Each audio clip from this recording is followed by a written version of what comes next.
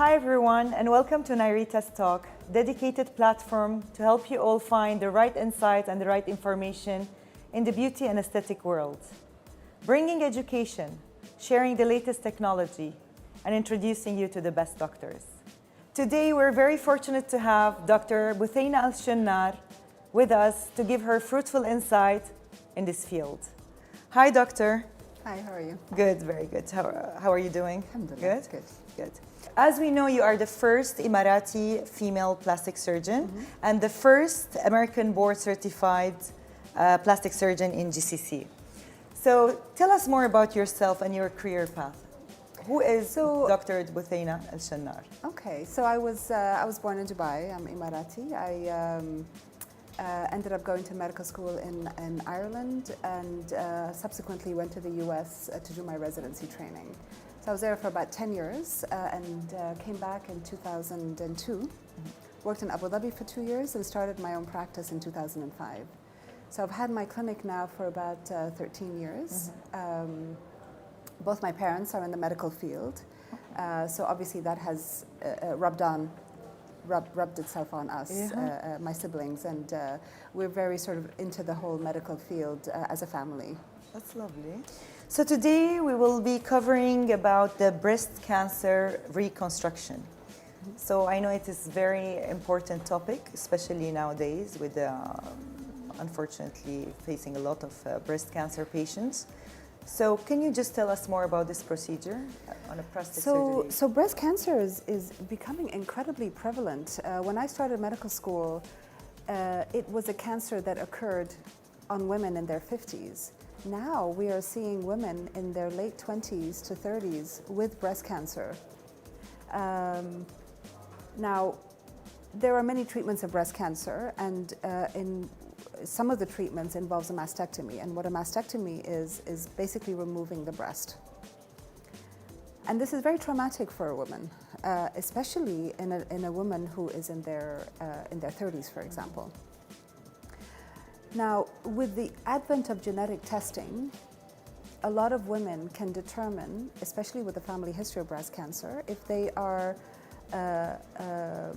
what are their risks? They have the tendency, and what are their risks? If they are gene positive for that particular, like a BRCA positive for developing breast cancer, sometimes the recommendations is to remove both breasts even as early as in your 20s to 30s. For example, like Angelina Jolie, a very, very typical example. And you can imagine with that, you don't even have cancer yet, and yet you have to remove both your breasts. So breast cancer reconstructions is essential in women who are having mastectomy for cancer, but also in women who are gene positive that may get cancer, because they will be having bilateral mastectomies. So you do recommend that kind of reconstruction? In terms of breast reconstruction? Now, in terms of the mastectomies, I'm not the one who makes the decision who gets the mastectomy. The oncologic surgeon, the breast cancer surgeon that evaluates the patient, determines that this patient is going to get a high risk or low risk. Yes, or if they have breast cancer even. Yeah, so the mastectomies are referred to me after they know they are going to have a mastectomy, and basically my position is to offer the reconstruction, and the important thing is obviously is that you want both breasts to be symmetric. So if one mastectomy is going to be performed on one side, you want to make sure that when you do the reconstruction, you may also have to change the other side to make it symmetric. Or you would have to remove both breasts if the cancer surgeon recommends that. Okay? So is there any side effects with this whole procedure? Every procedure has side effects, and within the reconstruction, every type of reconstruction has its side effects. For example, there are several different ways to reconstruct a breast, and there's using an implant, and there's using tissues from your own body. What do you mean? I want to know more about especially with the tissues. What do you mean with tissues? So we do local flaps. For example, you can have a flap with the back muscle and to bring that forward to cover the implant, or if you have a fat back, for example, you could actually use that fat with the muscle and bring it forward to the breast. You can use your abdominal fat, just like you would do a tummy tuck, but instead of throwing it away, you would basically plug it into the breast area. And then you can use an implant reconstruction. Now, there is a shift more and more towards using implant reconstructions, especially for bilateral mastectomies. And it used to be a staged procedure where we would use temporarily an expander, and then we would do the reconstruction as a secondary surgery in terms of changing the expander to a permanent implant. Whereas nowadays there is also the introduction of what's called acellular dermal matrix, which is basically either human or cow skin. And so you can use that to cover the implant and transform the surgery from a two-stage procedure to a one-stage procedure, meaning they have the mastectomy and at the same time you can do the reconstruction so the patient wakes up with a breast. And psychologically and emotionally and sometimes and actually even aesthetically it's very, very pleasing and very common. So there is that trend towards, number one, doing an immediate reconstruction and also towards doing a reconstruction using an implant. Now I'm going to backtrack and also say that there are huge trends now and huge advances to doing the actual mastectomies itself. Meaning, we used to in the past, the oncologic surgeons used to remove the nipple and all the skin and you end up with a line across the breast.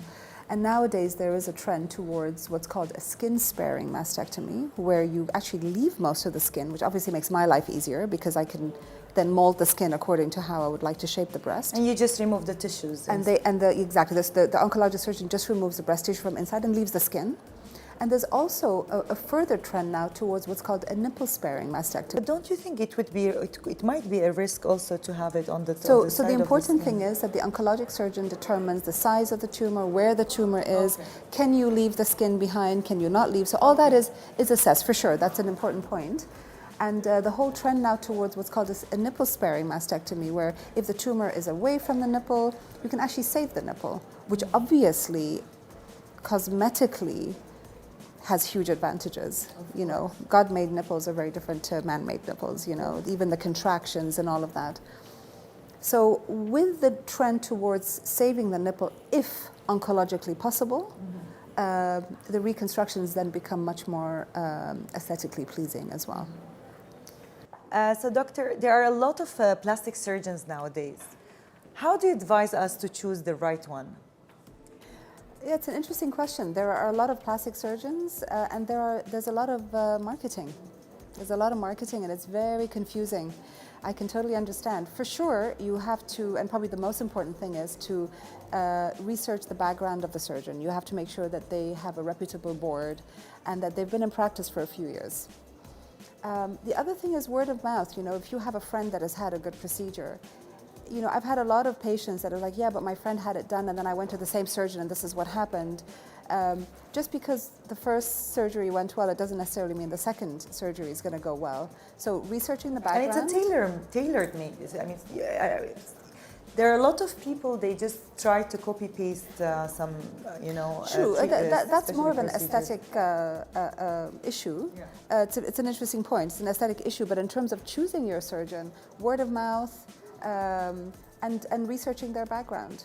You know, even I've been in practice now. I'm American board certified. I'm actually double board certified.